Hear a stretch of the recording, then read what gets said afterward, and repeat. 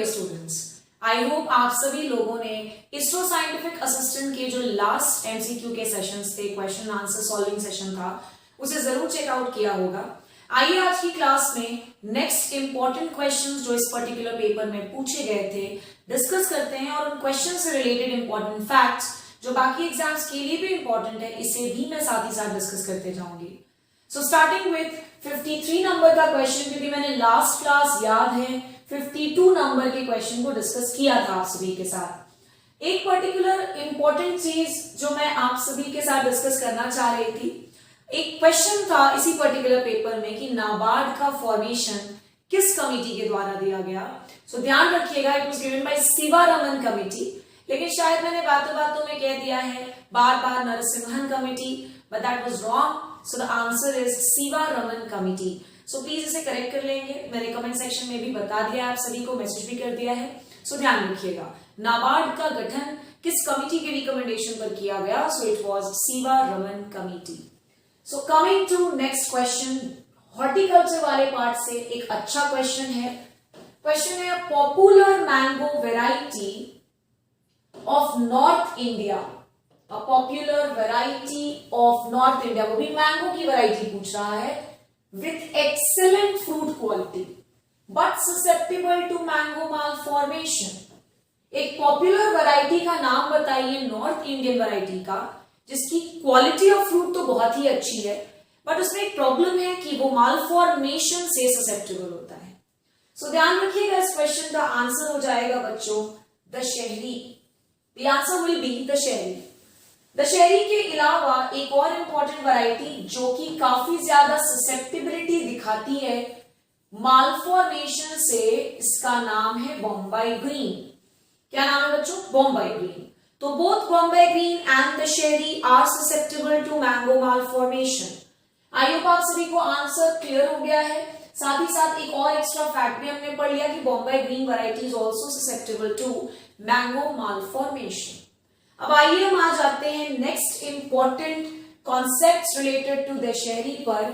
एक बहुत ही इंपॉर्टेंट कैरेक्टर ऑफ दशहरी कि ये फाइबरलेस वैरायटी है, इसमें किसी तरह की फाइबर की क्वांटिटी देखने को नहीं मिलेगी। It's a fibreless variety. पहली चीज ससेप्टेबल टू मालफॉर्मेशन, दूसरी चीज it is a fibreless variety. Bombay green भी एक ऐसी वैरायटी है which is susceptible to malformation. अब और क्या नया सीखा जा सकता है, तो आइए देखते हैं। इसी में मैं नोट डाउन करवा देती हूँ आप सभी को। जैसा कि आप सभी बच्चे जानते हैं, एक वैरायटी है आम की बड़ी फेमस मलिका, और मलिका को बनाया गया है by using Dashehari as one of the parents, यानी दशहरी को एक पेरेंट बनाते हुए मलिका वैरायटी का डेवलपमेंट किया गया। So Mallika is a cross between, जैसा कि शायद आप सभी बच्चे जानते भी होंगे, it is a cross between Neelam and Dashehari. Mallika is a cross between Neelam and Dashehari. इसके बाद एक और वैरायटी जो कि दशहरी एज पेरेंट को लेते हुए बनाया गया, नाम शायद आप सभी लोगों ने सुन रखा होगा, आम्रपाली। और आम्रपाली किसके किसके बीच का क्रॉस है? So it is a cross between Dasheri and Neelam, Dasheri and Neelam. So again revise कर लेते हैं। पहला पॉइंट कि जो Dasheri variety that is a fibreless variety, it is susceptible to malformation. Dasheri variety की मदद से हमने मलिका का डेवलपमेंट किया, हमने आम्रपाली का भी डेवलपमेंट किया। एक बहुत इंपॉर्टेंट फैक्ट जो अपकमिंग हर एग्जाम के लिए हॉर्टिकल्चर सेक्शन में बहुत इंपॉर्टेंट है, वो ये that Amrapali is a variety of mango जो कि हाई डेंसिटी प्लांटिंग में काफी ज्यादा यूज की जाती है। और इसके अलावा आम्रपाली के अलावा एक और बहुत इंपॉर्टेंट वैरायटी जो मैंगो के केस में हाई डेंसिटी प्लांटिंग में यूज होती है, इट इज अर्का अरुणा। आप चाहें तो इसे नोट डाउन कर सकते हैं। इसके बाद हम आ जाते हैं नेक्स्ट इंपॉर्टेंट क्वेश्चन पर। Next question is Which method is followed in lawn making? 54th number का क्वेश्चन है बच्चों ये। Which method is followed in lawn making? Lawn जिसे हार्ट ऑफ गार्डन भी कहा जाता है। आप चाहें तो कहीं साइड में नोट बना करके लिखें that lawn is known as heart of garden। अब क्वेश्चन इसमें पूछ रहा है कि इनमें से कौन सा मेथड लॉन मेकिंग के लिए यूज किया जाता है। तो आपको बता दूं कि लॉन मेकिंग के लिए हम बेसिकली 4 मेथड्स की बात करते हैं। सबसे पहला है टर्फिंग, और आपको ये भी बताते चलूं कि टर्फिंग काफी क्विक तरीका होता है लॉन प्लांटिंग का। It is one of the quickest methods of lawn planting, जिसका नाम क्या मैंने लिखा, टर्फिंग। टर्फिंग के अलावा एक और मेथड है टर्फ प्लास्टरिंग। क्या नाम है बच्चों? So turf plastering, it is also method of lawn planting. Turf plastering के अलावा हमारे पास सीड्स भी एक ऑप्शन है, और सीड ऑप्शंस के अलावा वी ऑल्सो हैव डिबलिंग। तो अब आप देख पा रहे होंगे कि आंसर आपके सामने क्लियर हो गया होगा कि भाई हम टर्फिंग से भी लॉन प्लांटिंग करते हैं और ये तो क्विकेस्ट तरीका है। डिबलिंग ऑफ रूट से भी कर सकते हैं, टर्फ प्लास्टरिंग से भी कर सकते हैं। तो आंसर क्या हो जाएगा finally? All of the above. तो सबसे पहले तो आप इन चारों मेथड्स का नाम लिख लें which are used for lawn planting. इसके अलावा कुछ और इंपॉर्टेंट फैक्ट्स जो मैं आपको नोट डाउन करवा दूं लॉन से रिलेटेड, आइए लिख लेते हैं। पहले मैं जरा क्लियर कर लूं स्क्रीन को, उसके बाद साइड में एक नोट बना करके आपके लिए नोट डाउन करवा देती हूँ। ध्यान रखिएगा कि काफी सूटेबल घास for lawn making, most suited कहना चाहिए, तो most suitable for lawn making is दूब घास। दूब घास जिसको आप बरमूडा ग्रास भी बोलते हो, बरमूडा जिसका साइंटिफिक नेम है Cynodon. Cynodon. So most suitable grass for lawn making is धूप, बरमूडा या फिर सायनोडॉन। ध्यान रखिएगा कि जो धूप घास है इसका एक कैरेक्टर है कि ये शेड में ग्रो नहीं करता है, does not grow under shade.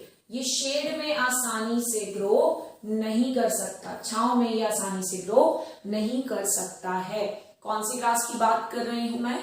तो दूब घास या बरमूडा ग्रास या जिसको आप साइनोडॉन कहते हो। आइए इसके बाद एक और इंपॉर्टेंट ग्रास का नाम लिखवा दूं मैं आपको दूब के अलावा, which is used for lawn planting, and it is पोआ। क्या नाम है बच्चों? पोआ। सो ये सारे इंपॉर्टेंट इंफॉर्मेशन इस एक अकेले क्वेश्चन से हम सीख सकते हैं। पहला, it is known as heart of garden. कौन भाई? तो लॉन को हम कहते हैं हार्ट ऑफ गार्डन। दूसरी चीज, 4 मेथड्स हैं। टर्फिंग जो कि क्विकेस्ट है, टर्फ प्लास्टरिंग सीड्स के माध्यम से, and dibbling of roots. One of the most suitable grasses for lawn planting is, जैसा कि आप देख पा रहे होंगे मैंने लिखा भी है, दूब, साइनोडॉन या जिसे बरमूडा भी कहते हैं। इसके अलावा we can also make use of Poa grass. Next coming to 55th number का क्वेश्चन। सो 55th नंबर का क्वेश्चन क्या है, आइए चेक कर लेते हैं। बहुत अच्छा क्वेश्चन, बिकॉज ये oil palm which is a plantation crop उससे रिलेटेड एक बहुत ही अच्छा क्वेश्चन है। क्वेश्चन पूछ रहा है that commercially cultivated oil palm, उस ऑयल पाम का नाम बताइए जो कमर्शियल लेवल पर बनाया या कल्टीवेट किया जाता है। बनाना तो नहीं बोलना चाहिए। So the commercially cultivated oil palm is, तो आपको बता दूं कि कमर्शियल लेवल पर सबसे ज्यादा टेनरा को ग्रो किया जाता है। Dura, pisifera and tenera are the 3 types of oil palm. ये तीनों के तीनों ऑयल पाम के ही 3 वैराइटल टाइप्स हैं, जिनमें से मोस्ट कॉमनली हम किसे ग्रो करते हैं? So we grow टेनरा।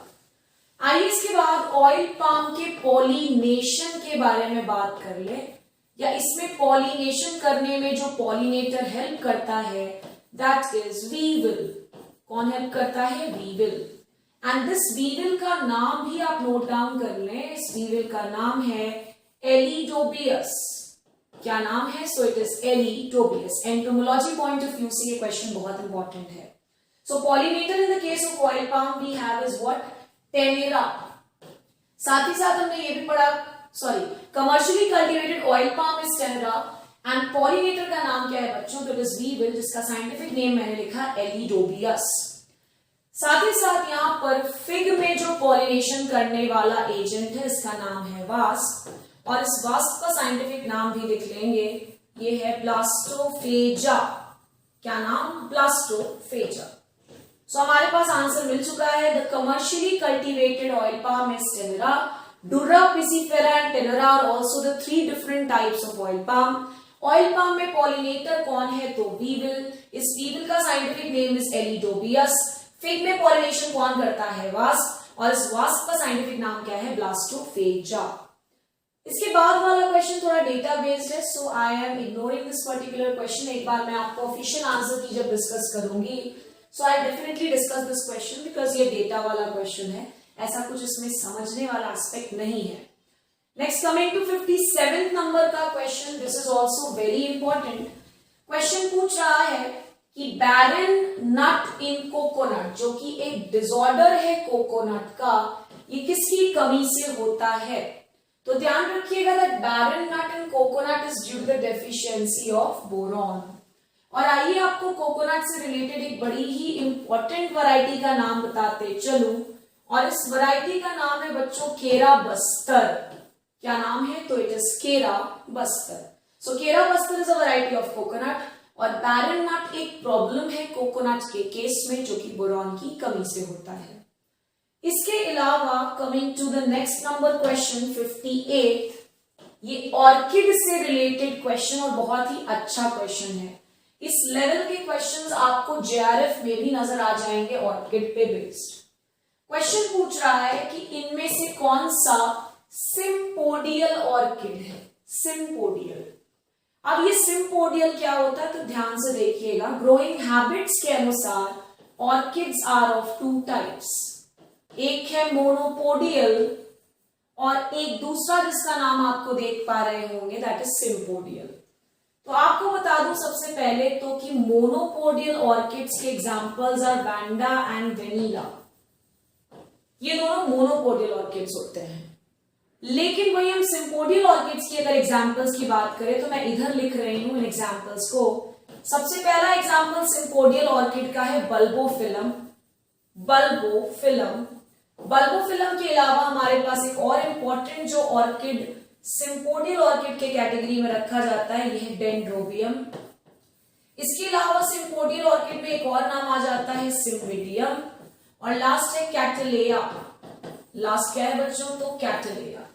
सो अब हमारा आंसर आई होप क्लियर है कि इनमें से सिम्पोडियल ऑर्किड कौन सा है, तो answer will be definitely Dendrobium. So दो monopodial orchids Vanda and Vanilla, और 4 sympodial orchid Bulbophyllum, Dendrobium, Cymbidium and Cattleya. अब और क्या सीखा जा सकता है सिम्पोडियल और मोनोपोडियल ऑर्किड के बारे में? आइए मैं थोड़ा आपको इसके बारे में भी इंफॉर्मेशन दे दूं। ये जो हमारे सिम्पोडियल ऑर्किड्स हैं जिनमें मैंने 4 एग्जांपल्स बोले, Bulbophyllum, Dendrobium, Cattleya and Cymbidium. Monopodial orchids में Vanda and Vanilla. Sympodial orchids ऐसे ऑर्किड्स होते हैं जिनमें सूडो बल्ब का फॉर्मेशन होता है, और ये सूडो बल्ब नाम के स्ट्रक्चर्स जो हैं ये मोनोपोडियल ऑर्किड्स में रिपोर्ट नहीं किए जाते हैं। ये सूडो बल्ब का काम होता है वाटर का स्टोरेज और साथ ही साथ फूड स्टोरेज ऑल्सो।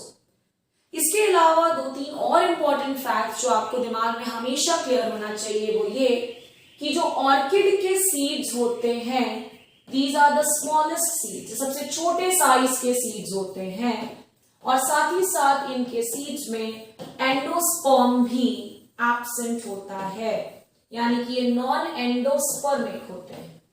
तो सिर्फ एक अकेले क्वेश्चन से हमने इतने सारे इंपॉर्टेंट पॉइंट सीखे। आइए इसके बाद हम बात कर लेते हैं 59th नंबर के क्वेश्चन पर। The chief constituent of eucalyptus oil. Eucalyptus के ऑयल में इनमें से कौन सा केमिकल भरपूर मात्रा में पाया जाता है, तो आंसर होगा सीनियोल। आइए यूकैलिप्टस से रिलेटेड इंपॉर्टेंट फैक्ट्स पढ़ लेते हैं। वो ये कि यूकैलिप्टस की जो फैमिली है it is Myrtaceae. Forestry point of view से भी इंपॉर्टेंट हो जाता है, हॉर्टिकल्चर के लिए भी इंपॉर्टेंट है। इसके अलावा Myrtaceae is also the family of guava. Guava के अलावा जामुन की भी यही फैमिली है। जामुन के अलावा क्लोव की भी यही फैमिली है, और एक और मसाला होता है ऑल स्पाइस, इसकी भी फैमिली यही है।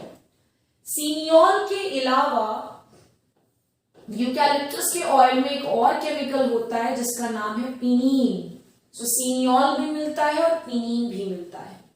इसके अलावा यूकैलिप्टस से एक इंपॉर्टेंट फैक्ट और पूछा जाता है वाटर मैनेजमेंट में, and it is bio drainage plant. जी हाँ, यूकैलिप्टस को हम बायो ड्रेनेज प्लांट के रूप में भी यूज कर सकते हैं। एक ऐसा प्लांट जो ज्यादा मात्रा में वाटर को यूज करके उसे एग्जॉस्ट कर सके, खत्म कर सके, अगर आप प्लांट यूज नहीं कर रहे हो तो वो नॉर्मल ड्रेनेज प्रोसेस होगा, बट हमने ऐसा प्लांट लगा दिया जो एक्सेस वाटर को यूज कर लेगा, इसीलिए उसको हम क्या बोल देते हैं, बायो ड्रेनेज प्लांट।